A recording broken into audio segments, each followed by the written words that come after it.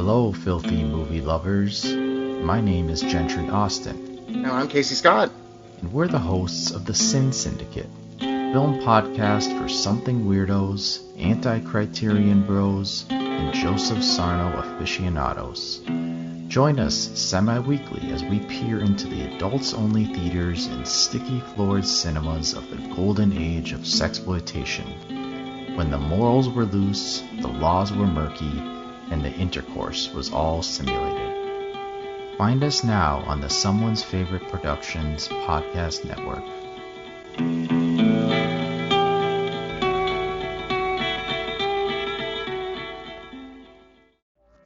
Hey, this is Jason Kleberg from the Force 5 podcast, a show that forces a guest to come up with a movie-themed top 5 list topic, and then we reveal our picks on air. Top 5 heist films, top 5 tearjerkers, top 5 movie dogs. Every show you'll be asking yourself, what would be on my list? Guests include directors, screenwriters, actors, podcasters, musicians, authors, and even a professional wrestler. Subscribe to the Force 5 podcast, and you won't just be a listener, you'll be a list nerd.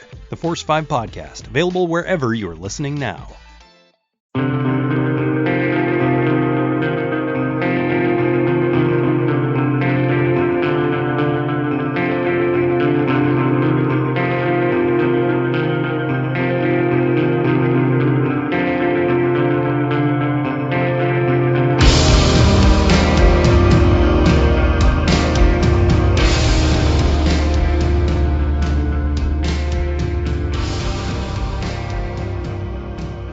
Welcome to the Kulturecast. I'm Chris Stachiw. And I'm Sean Liang. And I've heard that you gotta catch 'em all, Pokémon. A heart so true. We are joined today by none other than the resident Pokemon master and wizard in his own right, Mr. James D'Alessandro. Hey, howdy, hey. Oh, dear God. Not this again. It is an honor. Not this again. Always. You know that. It's my thing. Never. You're never going to give that one up. And we're going to talk some Pokemon, the first movie. Otherwise known as Pokemon, the first movie, Mewtwo Strikes Back. Otherwise known as Pokemon, the first movie, Mewtwo versus Mew. God, man, why can't there just be one title for this movie? Pokemon the movie. There are there are 4 titles technically. So there's Pokemon, the first movie, Mewtwo Strikes Back. Then there's Pokemon, the first movie, which is how it was released in the States. Then there's the Japanese version, which is Pocket Monsters, Mewtwo Strikes Back. And then there's another title, apparently, on the poster that was Pokemon, the first movie, Mewtwo versus Mew. Wow, that all fit. First off, fuck yourselves. for real. Before we talk about Pokemon name notwithstanding, Sean, want to give me a couple picks for Stream Police this week? Sure thing. I mean, I know we've talked about the Babadook, but I just got home back in Florida and I showed my family Babadook because it's I really like that movie. I know, Chris. Nope. You're not a fan of that one. Nope. I really like that movie because it reminds me of my family when I was a kid. So I wanted to show that to them. And then I guess I would say a short synopsis of that movie. It's about this mother and her son, who we find out it's about that when he was born, her husband dies in a car accident on the way to the hospital. And so it's kind of about it's kind of about her grief. And one day the boy brings this children's book before bed, and it's about the Babadook, and it's this creepy, disturbing pop-up book. And then after that, they start being cursed or haunted by this creepy creature.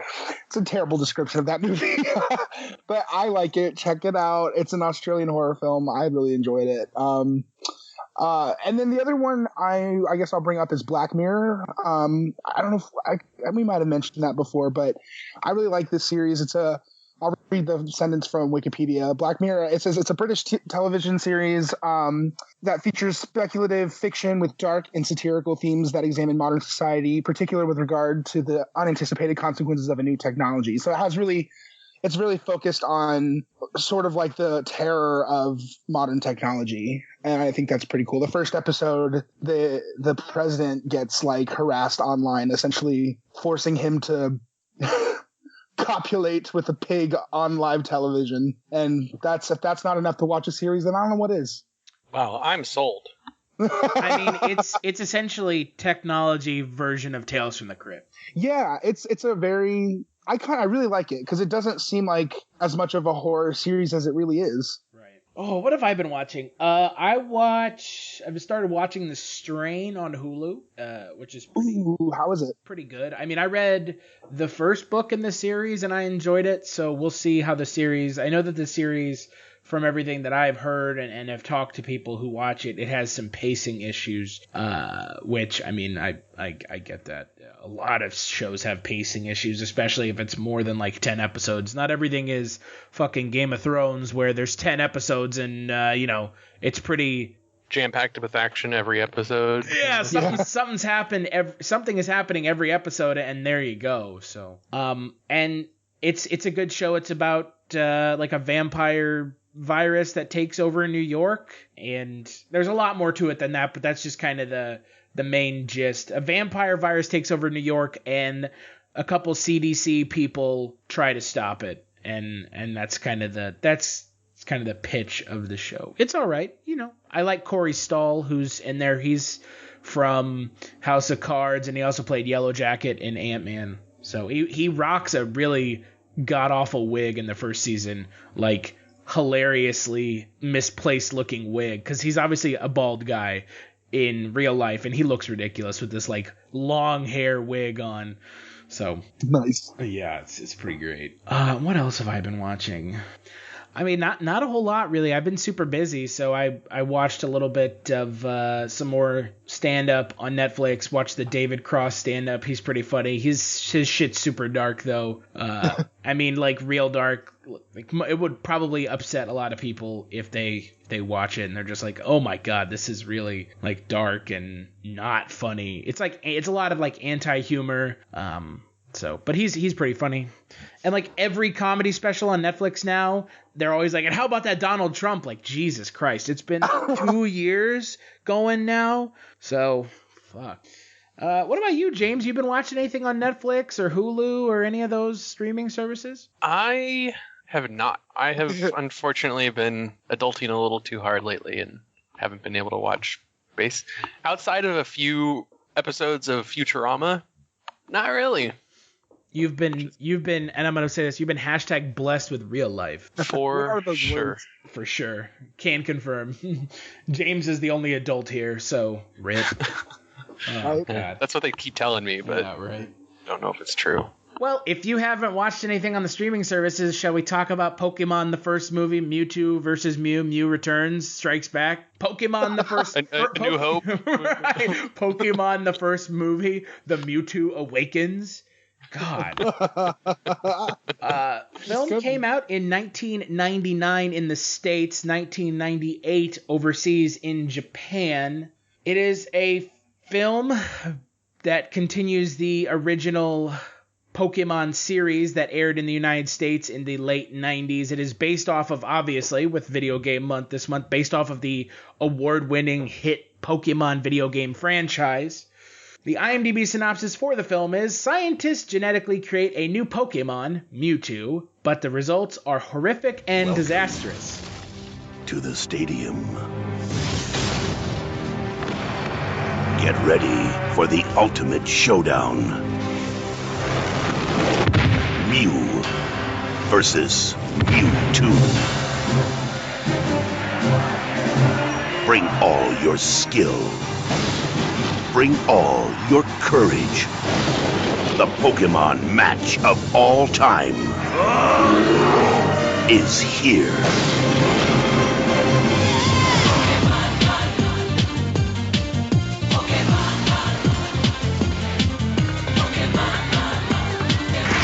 Training is over. Catch It, Pokémon, the first movie, and the mini-movie Pikachu's Vacation, now available on videocassette and DVD. With the never-before-seen story of Mewtwo's origin, an exclusive sneak preview of Pokémon, the second movie, and an all-new Mewtwo game card inside specially marked videocassettes and DVDs. Pikachu! Kind of like this movie. Whoa. James, Whoa. I really don't care. You guys can defend this movie all you like. I won't be. James, since you are our guest, what is your take on the film? And I'm assuming you saw it when you were a kid. Oh, absolutely. Did you get that ancient Mew Pokemon card? Well, not to gloat or anything, but I had a family member who worked at the theater at the time, so I had like 30 of those ancient cards. So, I mean... But yeah, do you still have one? I do. I actually have 5 of them in my green Pokemon binder that is somewhere stashed within my parents' house. It's somewhere stashed within your parents' house, except it probably isn't. It's probably gone. I have a Pokemon binder at my parents' house, too, in quotations. Somewhere, yeah, we totally didn't get rid of it.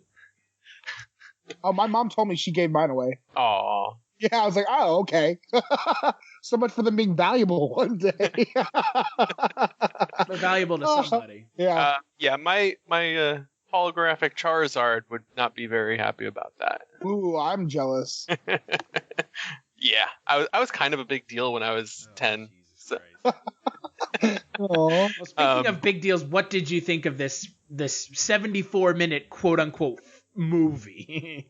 Feature-length film. I mean, it's hard to watch it as an adult and still have that awe and kind of... I have to watch it with that nostalgia filter on, because I do remember going to the theater at least twice and watching it and just being ecstatic because I was a huge Pokemon kid and like that was a big thing for me. So, I mean, yeah, there is the whole nostalgia handicap that it has to suffer, but I mean, it's not like what in a completely unrelated sense. It's not the worst movie. I know for a fact we have watched far worse movies than this for podcasts before. So yeah, but this is not a movie.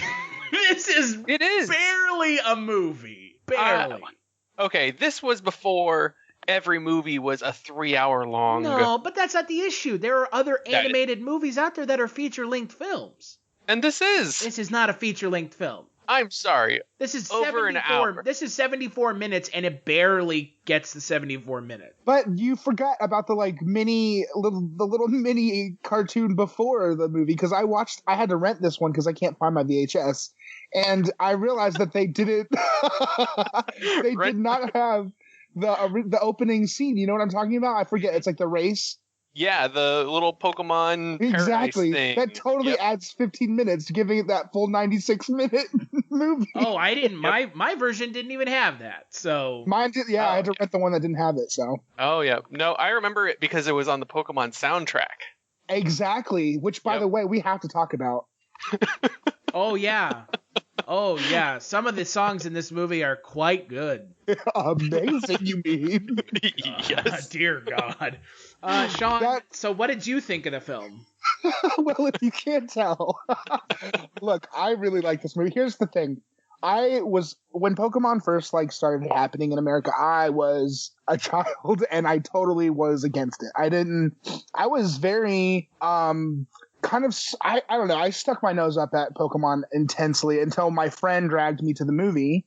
And I saw it, and I loved it. And it's when I bought literally on the way out, they had a table in front of the movie theater where they sold Pokemon cards. I bought my first deck right there. And I gotta say, I did watch it last night, and I was like, wow, this is super shorter than I realized. And it did feel like a really, really long episode with better writing. But, I mean, it's I still really like it. It made me cry. The soundtrack was my childhood. That is a very big part of my childhood, listening to that soundtrack and belting along with it in the car. I'm so glad I'm not the only one. Oh my God, you're not. That was a huge thing for me. Oh, it was for me too. Listen, I have a bunch of music theater friends, and we all found out that we were singing the same songs in the car when we were kids. So, look, you're a member, okay? I'm in good company. Absolutely. But I mean, I totally agree with you, James. Like, it is nostalgic. That's why. I mean, that gives it a whole lot of bonus points. You know what I mean? The fact that it still makes me cry, though, gives it even more bonus points. It's not the best movie we've ever watched. It's not even like the best example of a movie that we've watched, but I like it. I still like it. Well, Chris. Oh boy. Leaves you to defend yourself. There's nothing really to defend here. I saw this movie when I was a kid. I have that hieroglyphic holographic Mew card. I love Pokemon. I will not be the first person to, I'll be the first person to defend Pokemon. I love the games. I love the cartoon, but this to me seems like a giant marketing scheme, and it is. Absolutely. It is not. To be honest, it was. Yeah, no, it is. And it is effective though. It is a bad movie because it isn't. It doesn't even exist as a movie. It's like it is an extended episode of the show. It's like a 2-part episode made into a film. But that's all of the that's if you watch any of the Pokemon movies, that's how all of them are. But that's fine. But I don't watch any of the other Pokemon movies for a reason, man. The Pokemon show was terrible. It was successful because it was 15 minutes essentially, right? And they churned out like 50 in one season. Oh, it was more than that, wasn't it? It was like, or maybe it was. I thought the first season was like 34 episodes or something. Well, all I know is the original Indigo League show had 276 episodes. Wow. Jeez. Right? Yeah, but they did. They were like 15 minutes. Shit, okay. Yeah, you're right. And but the show, there were some episodes where literally nothing happened, and I literally I still like. Wait, I Sean, never liked. That's every episode. That's the truth. That's the truth. That's so true. But that's, I guess, why I like the movie more, because I never liked the show. I still don't like the show. But the movie is just like a better version of the show. I guess you're right. I just wish it was all like that. But I like the show because you can throw it on, if you got like 10 minutes and you need to be somewhere, you can throw it on and watch it, and then 10 minutes later you leave. Yeah. Right? Like it is absolutely an easy to watch background noise show for someone who doesn't want to commit to something that's an hour and a half or 50 minutes long, like everything else on TV is now. Even kids cartoons are fucking 22 minutes now. Plus the storyline isn't so intensive that it's like, oh, I missed an episode, I don't know what's going on anymore. No, there's literally a formula to every episode. It's Ash and Brock and Misty go, they meet a Pokemon that's either in trouble or a trainer that's in trouble, and then they have to fight a Pokemon. The Pokemon is misunderstood in some way, and then Ash captures it. And then Team Rocket goes blasting off again. Yeah, and Team Rocket's in the episode every time trying to catch Pikachu. That's it. And that's all the movie is, except the movie is a 70-minute version of that, and when it is in a short episodic style, the cracks don't show. But past like 20 minutes of this, all of a sudden it just starts to fall apart for me. Because it's just like, oh my God, this is fucking just grating. It is a film that that has no substantive value outside of if you like Pokemon. None, right? Well, yeah. But that's the sad part about this is they had an opportunity to actually make something that could bring people in who have no interest in Pokemon. But that's what it did for me.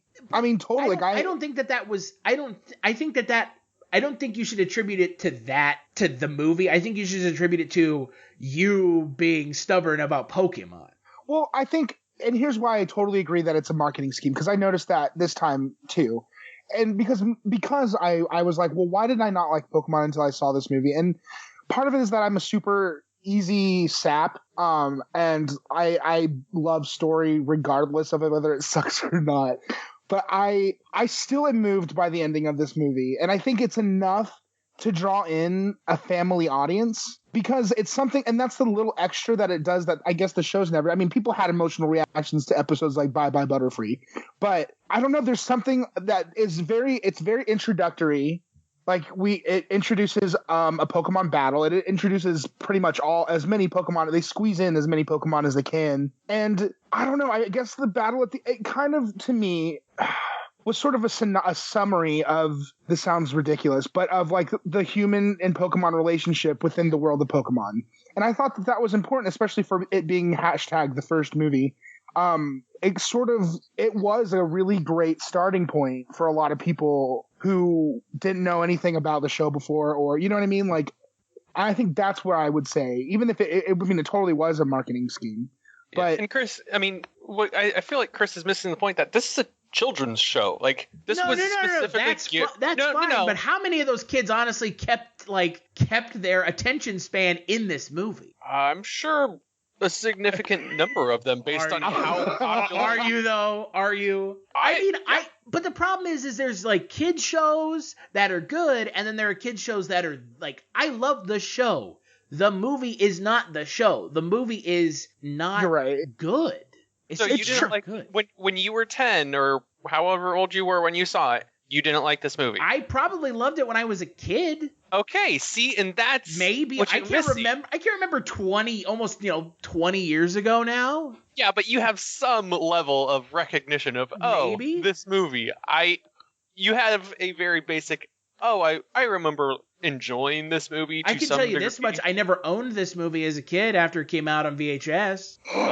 Your childhood was just sorely. I liked Star Wars and other movies that were good. But that's how I got my holographic Mewtwo. But like the problem I have with this movie is that this is the worst kind of kids movie. It's a kids movie that just like panders to children. But here's what I got to say about that, because I agree. I think Pokemon as a franchise is just that. Everything about it is pandering to selling kids toys. I mean, the reason why this movie to me was sentimental and I enjoyed it so much, I still think it survives. I mean, it survives as what it is. It's not a great film, but I think that it does exactly what it was supposed to do. It gave the Pokemon cards that we collected a story, especially in America, because we didn't really have that before, especially if you didn't watch the shows, which, in my opinion, I never would have watched the shows. I still don't really like them because they are so vapid.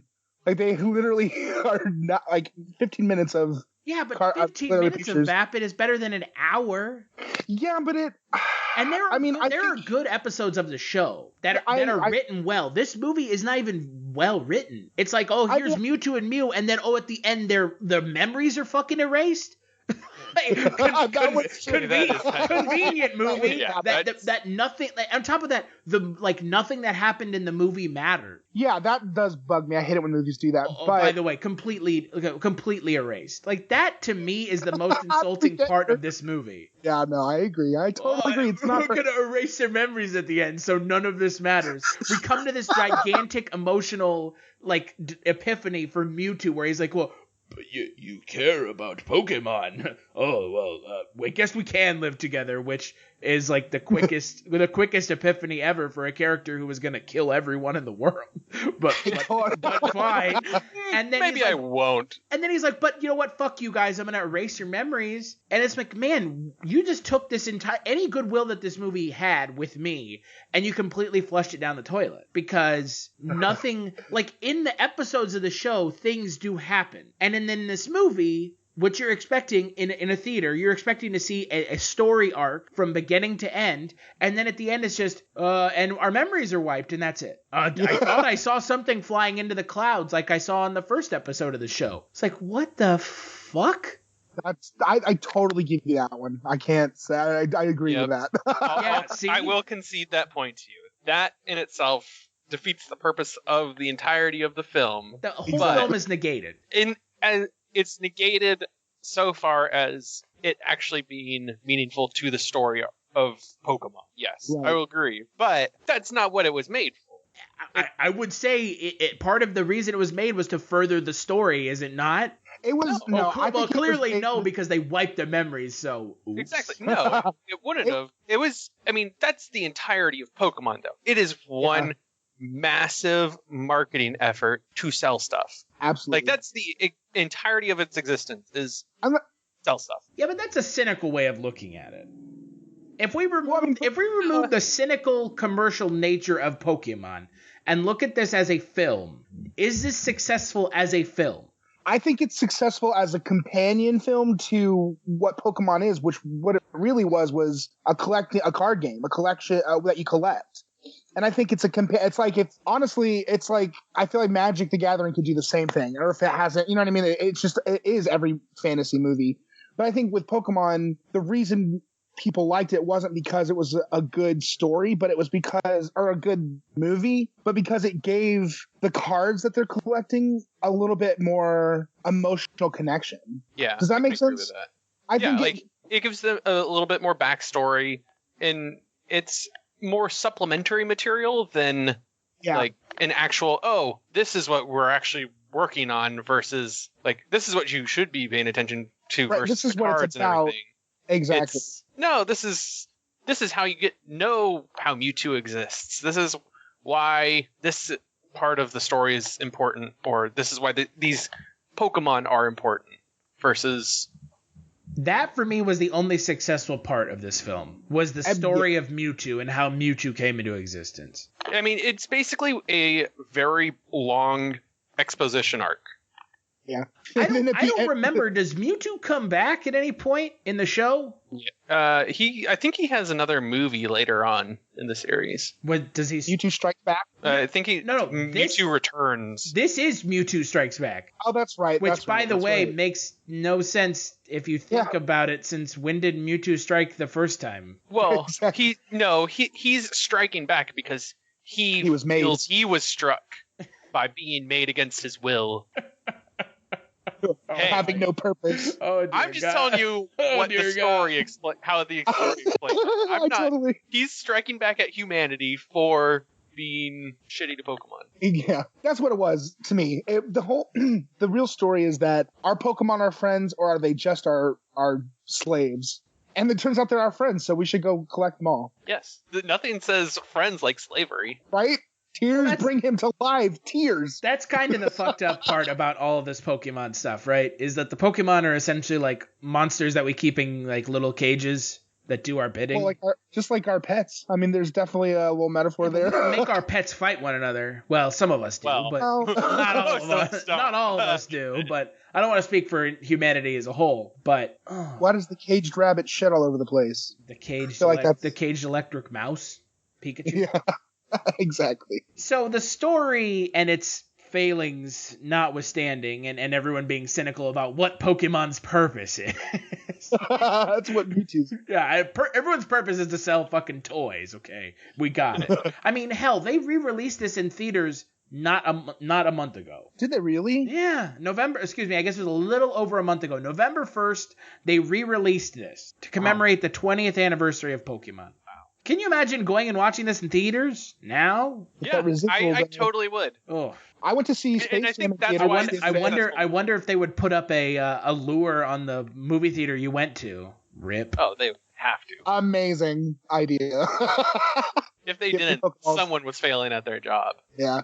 Should It's just one of those things with Pokemon that there are things about Pokemon that I like, and then there are things about Pokemon that I can't help but roll my eyes at. And this is one of them. Like Pokemon Go, I roll my eyes at it because you used to be wait. I have been critical of Pokemon Go since it came out because of its failings. Because it, like the Pokemon movie, was riding high on a wave of nostalgia for 6 months. Yeah, and then it faded out pretty quick. I mean, and that you guys are telling me, well, I should like this movie because nostalgia. Well, I don't have to. Well, I don't have to eat James, I don't have to eat the member berries, okay? No, okay, so that's kind of that's looking at it wrong, because you're saying now we have to look at it, now we have to judge it for being good or not, based on based on it. I mean, this movie is what, 15? This movie came out in 98. So almost 18 years ago. Yeah. So for a movie that's 18 years old, oh my God, that is just really hard to say and realize that I saw this when I was 10. Oh my God. Yeah. Welcome to feeling old. Hold on, I need a moment. Welcome to feeling old, bro. But there are very few movies that hold up 20 years down the road, and that statement is patently false. Yes. I'm not. Sean, no, there's. come on, Sean. Agree with me on that. I'm not saying that all movies 20 years old aren't good, but you should say the kids vast movies that are majority. 20 years old. Yeah. Narrow this down. Kids movies that are they're 20 plus years old, there are very few that are good, and most of them are made by one company. They're made by Disney. Yeah. Yeah, exactly. Most kids movies that are 10 plus years old are absolutely garbage. Yes. Yes. And you don't remember, and like you would not go to a theater. No one would really go to a theater to see Cloudy with a Chance of Meatballs in 10 years down the road. Which is too bad, because But- that's actually a good movie. That's a good movie. I love that movie. What the fuck's going on? It is a good movie, but there's no like real nostalgia to it. That's why people wouldn't go 10 years Right. No, from like where there's we no are. hardcore fans that are gonna go be like Cloudy with a Chance. Like their rooms aren't covered in Cloudy with a Chance. I see what you mean. Yeah. I mean, I'll say this much. I have more nostalgia to some extent for Cloudy with a Chance of Meatballs than I do Pokemon, because my mom used to read me Cloudy with a Chance of Meatballs, the book, when I was a little kid. Okay. Really? See, I that's did not even know there was a book. That's so that's based just off. not It's even based fair. off of a book, dude. It's based off like a children's picture book from like the 90s. See, that's the thing. Yeah. Nostalgia is such a fickle thing, right? And that's Totally. Nostalgia's fickle because, mind you, there were a lot of kids when we were growing up that wanted nothing to do with Pokemon. They were into sports or, whatever, any number of other things. I mean, God, I don't even know. So Pokemon is very nostalgic for a specific set of folks. We happen to be them. But there are a lot of people that have absolutely no emotional attachment to Pokemon. None whatsoever. Yeah, but it was popular enough when it came out that it applies to a vast majority. So, I mean, that's not a good argument for whether or not it's a good movie inherently, but it does merit some thought as to, okay, well, there is a wide enough segment of the population that it is memorable for. Yeah, that's fine, but that doesn't mean it's good. And someone Sure, and just because it's, I mean, we've had this conversation before on the podcast, and I am a staunch advocate of loving something that's terrible. You can love shit that's bad. True. Like, for real. No one is saying that, like, and you should never feel it necessary to defend something that you like if someone else says it's bad, because it's just their opinion, right? I mean, I love a lot of terrible movies, and I know that they're terrible, but I don't care. I still love them, but I'm not going to pretend like they're good. And I'm not saying that that's what you're doing, James. I'm just saying that just kind of feels like it is. No, but what I'm saying is just because you love something or something is good doesn't mean that other people are going to think it's good. And I mean, I understand the issue with this movie. It is like, it's about as far-reaching nostalgia as nostalgia goes for a lot of people. I mean, there are a couple things from our growing up, because you and I are relatively the same age. There are only a couple things that really strike a lot of people in the same way, and this is one of them. Pokemon. Like Pokemon, Harry Potter, and I don't know what else, but like Pokemon and Harry Potter. Star Wars. Yeah, well, that's like the prequel stuff though. But I'm talking about stuff that like kids our age feel like we have ownership of, and like kids now who love it, they're just loving it now, but they don't understand what it was like to be like growing up with it in our lives. Absolutely. So we're all hipsters, is what you're saying. No, what I'm saying is that Pokemon and Harry Potter. I liked it before it was cool. No, we liked it when it was cool. It's cool now, but we liked it when it wasn't cool. We liked it when it wasn't even a thing. Remember? I mean, Harry Potter wasn't a thing when it first came out. I don't know about that. It came out and it became a thing. Yeah. It's not like everyone was sitting waiting like, we need to read this one book by this unknown author who had never published anything before. That's true. Pokemon was the same way. I mean, before Pokemon, there was like Tamagotchi and stuff like that. Pokemon kind of revolutionized this whole kind of thing of catching little monsters and battling them. That was like what Pokemon did. And now, I mean, go on your iPhone and there's like umpteenth fucking versions of Pokemon with different names. Yeah. And God knows how many games were released for Game Boy and everything else that were Pokemon Pokemon-esque games that Pokemon made a thing. I think kind of what Pokemon did as a franchise that was I think good. I mean, it's just it's a lot of, I mean, it's hard, like you said, it's hard to be cynical, and at the same, I don't know. I feel like like James said, I think this movie is supplementary. I don't know. It's hard. I don't know what my point. Never mind. This movie served a purpose, and that was introducing Pokemon to a larger group of people. Yeah, and that's definitely what it did for me. And I think that's what I mean when I say it's a good movie, or a better movie than. I mean, it's not. It's hard to call it a movie, Chris. I totally. The problem is for a show that actually had some good writing, this movie is poorly written. I don't think it's poorly written. I think it's lazy. Well, yeah, poor, lazy, same difference, different adjective. But I still feel like it's like if it. I do agree. I feel like it is a part like an extended episode, but it's one that I would watch. You know what I mean? Like, I didn't watch the TV show, and I didn't like that it was. I don't know. I think what it does for me, this is like a great introduction, and that's what it is. It's just because of what it does for the story of what Pokemon is, it tells me sort of how we should feel about them. You know what I mean? Maybe that's not a good thing, but it sort of is the reason why I like Pokemon. Because of the very basic story that there is. Like, at the end of the day, it's mostly about, like I said before, the relationship between the trainer and the Pokemon, the animal. And it's, I mean, I guess it doesn't deserve a full movie, but even though that's just what it was, I guess it was junk food that I liked. You know what I mean? I don't know. No, I mean, I completely understand liking this movie. Like, I get it, 100%. I don't personally like it. So, well, you're wrong. Yeah, it's fine. Go for it. Speaking of, because we haven't really talked about the movie.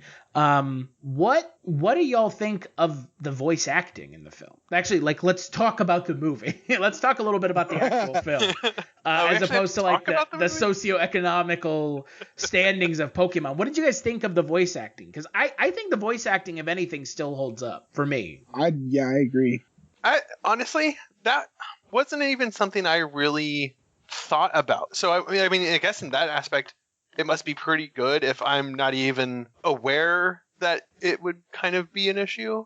I totally get that. That totally makes sense. I agree. I think that there's definitely, it's like all the sound designers I've ever met have always said, if you didn't notice the sound, that's a good thing.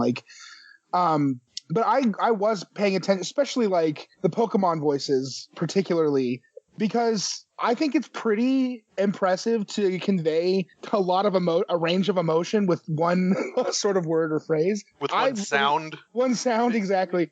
What kills me in this movie is when Pikachu is trying to run away from the demon Pokeballs, and when he's trying to revive Ash at the end. My favorite part was when Pikachu was slapping himself, and I could have watched that for hours. That was a good one too. It was literally just Pikachu's slapping each other in the face.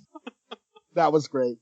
I think Veronica Taylor as Ash is still one of the better Japanese English dubbed characters that I've seen personally. I don't watch a lot of anime, but her voice still holds up as Ash 16 years later. Yeah. And when you hear it, you automatically, it's like a light turning on. Like, you know exactly who that is. It's Ash. And, yeah, that's definitely one of those undeniable. Yeah, automatic. Just brain just makes that connection. I don't know how I felt about Philip Bartlett, who did the voice for Mewtwo. I felt it was a little I don't know. It felt a little cheesy, if that makes sense. That's to me, it's like anime cheese though. Like a lot of anime characters sound like that to me. It felt like trying to be a Bond villain cheese. Because it was because ultimately, Mewtwo is like a Bond villain, right? Yeah, I mean, trying to just take over the world and for whatever ridiculous reason they have. Yeah, that's a Bond villain right there. Yeah, Mewtwo boiled down to a Bond villain. All right. Yeah, he's making evil clones. I mean, of course. Which, can we talk about his plan? So his plan was to clone lure a bunch of trainers to the island who have the best Pokemon, clone their Pokemon, kill the Pokemon and their trainers, and then take over the world with the cloned Pokemon and himself. Correct. Solid. So I feel like you're he's missing something. No, I'm not missing anything. So he's going to kill all the Pokemon in the world that are not captured by people. I thought he was going to capture them all. And so his logic is humans can't enslave us, but I can enslave us. For the greater good. Yeah, for the greater sound good. logic, Mewtwo. Sound logic. Oh, I mean, it's basically Hitler. Oh, well. Whoa, now. I mean, no, is that not what for the greater good? We're going to kill a bunch of people that way we can thrive. I guess so. No? I mean that is exactly.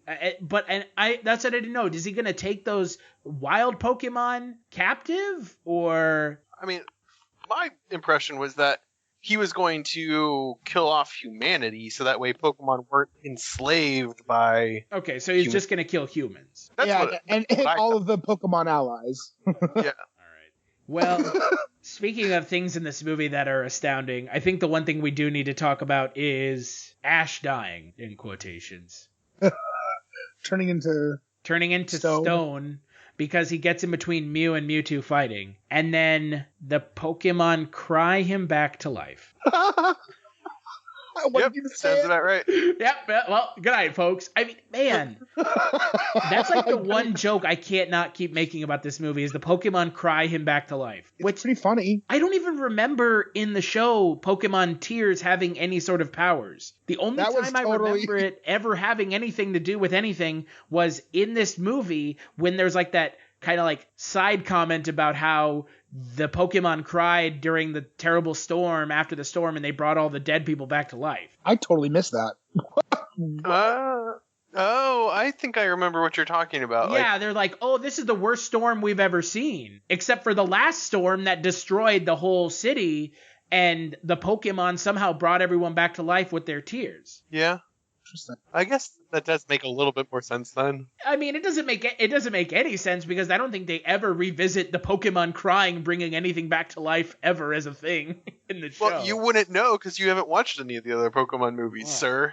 But I've watched the show. And I don't remember them ever being Maybe it's only a movie shtick that they pull out. It's 100% plot convenience. Yeah, right? Oh, Lord. Yeah, plot convenience at its finest. Just delicious. You that along with can't get how any did better we than get that. here?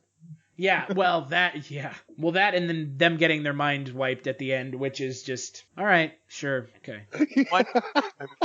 Why not? Right? I mean, why not take their entire journey and throw it in the trash? So, well, I think before we close this out, we would be remiss if we didn't talk about the music. Oh my. I'm pulling up the soundtrack.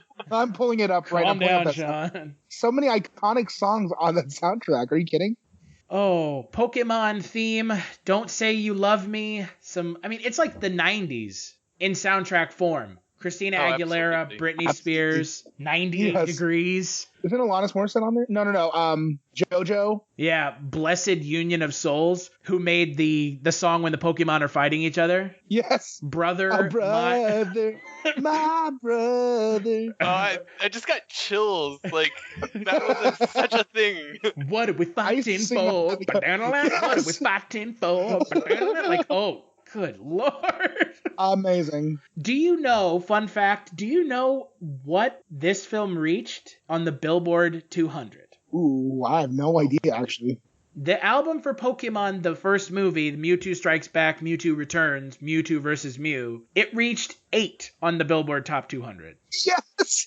Holy crap. I mean, there's some And it went double fucking platinum. Yeah, that's not surprising, though. But it is impressive. Double platinum, by the way, means they sold... Do you know how many double platinum means? How many records they sold? No, how much is it? 2 million. Oh, my God. I was one of them. But it's not surprising. If you think about it, I mean, this is literally... Everyone knew that this was the cash grab. I mean, this is a huge franchise that was a huge hit. Of course, they're going to get, like, the biggest... And they had the Burger King toys... Yeah, oh yeah. I mean, everything. Do you remember those little do you remember at Burger King around this time they would have like the gold cards, yes. Yeah. Yep. All those gold cards. Yes. Yep. And it came in the Pokeball? Yep. Yes. Yep. And it's like a little presentation. I still have them at my parents' house. I've got like 3 Togepi's. I think ultimately, really looking at this movie, removing all the nostalgia, right? It is a commercial in film form. Absolutely. And you know what? Cartoon on the TV was a commercial on TV. Yeah.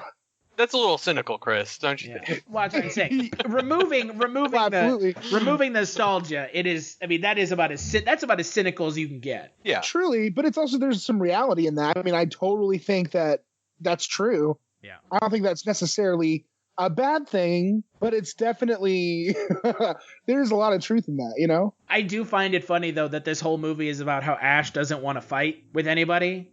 And don't fight each other. And then probably on the next episode of the show, he's like, I'm going to fight you. Oh, yeah.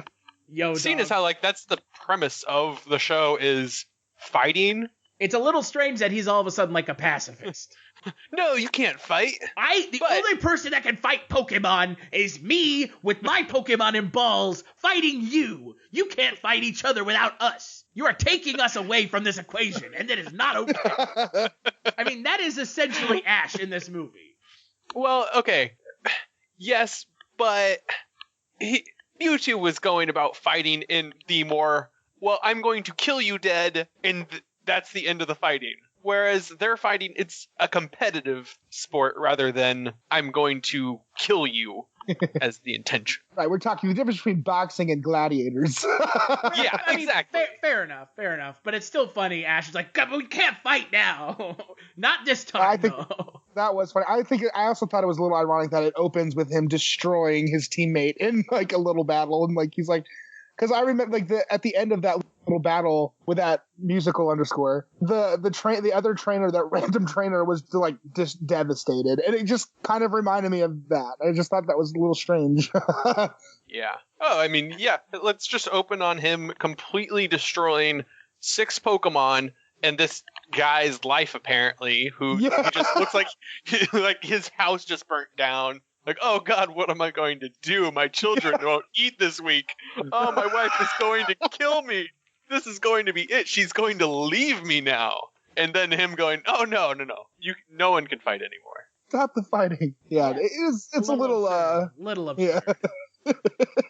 It kind of goes against everything that I would say is Pokemon when it's like, but we're pacifists now. Just this one time, okay? So absolutely, yeah. But at the end of the day, I think that if you look at all the details, it is absolutely it's a commercial. I think it's a great way to describe it, because I mean, all of the elements, everything that panders to the audience, they do it effectively, and it's a great way to introduce everything. They do it effectively to the kids, yeah. To the kids, sure, absolutely. But I mean, literally, we saw most of the Pokemon in the first generation in this movie. Even if we didn't know who they were, we saw them do something. Like Dragonite, who was also a mail carrier in the very first scene. I was like, that's kind of interesting, that we saw that. I like that, It also introduced us to the world. But then it also, the most jarring thing that this movie does, and it's the one thing that I really don't like about it, is at the very end of the movie, right after it's like when they have this amnesia and they wake up at that the terminal or the port, and they walk out onto the boardwalk because the storm is clearing, and Ash sees a glimpse of Mew, and all of a sudden the movie's over and you hear the narration, tune in next time to follow our gang on their quest. I'm like, oh my God, it just turned into a TV show. Yeah. And I thought it's so interesting because it literally introduced every aspect of the franchise within this 74-minute movie. I think it's clever. I think it's a little dark-sided, but I kind of I think it was extremely effective. I mean, it obviously was, got me. But I guess it's a matter of which one outweighs the other. Who's buying into what? Yeah. Right. Yeah. Well, James, starting with you, skip it or watch it, and best performance. Oh, I mean, obviously watch it, if only because nostalgia. As far as best performance, I actually really like Mew in the movie. Just kind of this unassuming character who doesn't really give 2 shits about anything that's going on, but just they're super powerful, but just kind of there. And it's, I mean, for a cartoon character, I think that's just kind of, all right, I like that. You just like him because he's cute, don't lie. Yeah, he is pretty damn annoying. What about you, Mr. Liang? This is a really interesting one. I don't know. I'm really glad we did this because it's a very different kind of movie. I'm interested to see. I would say watch it because I want to know how it is to someone like you said who wasn't a part of this fandom since we were kids. I'm just interested because it's such a weird movie. So I'd say watch it. And I'd say best performance for me is the voice of Pikachu. I think it's Ikyu Otani. I don't know if that's how you say It's it, the same for the Japanese and the American film. Yes. And I mean, who did not fall in love with Pikachu after you hear all the sounds it makes? I mean, that's one of the selling points of the whole franchise to me. So, yeah, that's my go Ikyu. I mean, Pikachu is Pokemon, right? Absolutely. Oh, absolutely. He is the iconic Pokemon character. Yes. Yeah, for real. Epitome of cute. Yeah. I'm going to say this much for Skip It or Watch It. If you like Pokemon, and you haven't seen it since you were a kid, I would say watch it now. If you don't like Pokemon, there's no reason to watch this movie. Except for me. But you like Pokemon. No, I mean, I want to know. Right. But what I'm saying, like now, if you don't like Pokemon now, there is no point in watching this movie. I think you'll just be like rolling your eyes and you'll turn it off after the first 10 minutes. Yeah. And best performance has to go to Veronica Taylor for her portrayal as Ash. I like her as Ash.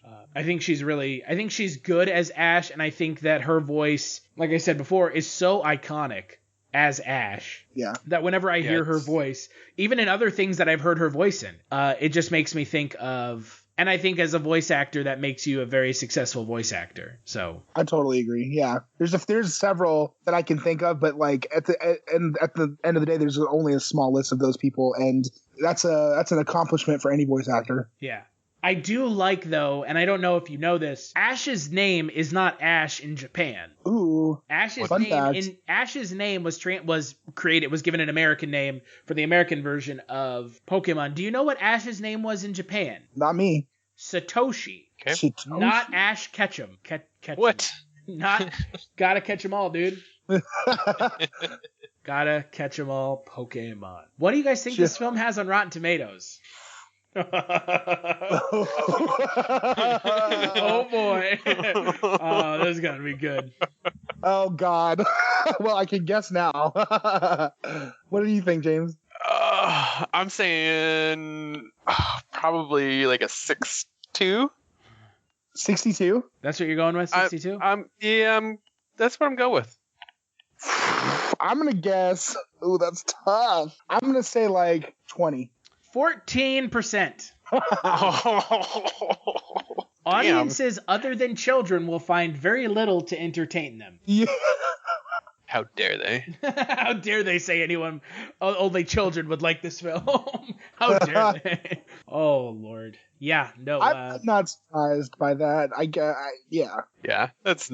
I was hoping it would be higher, but not at all surprised, really.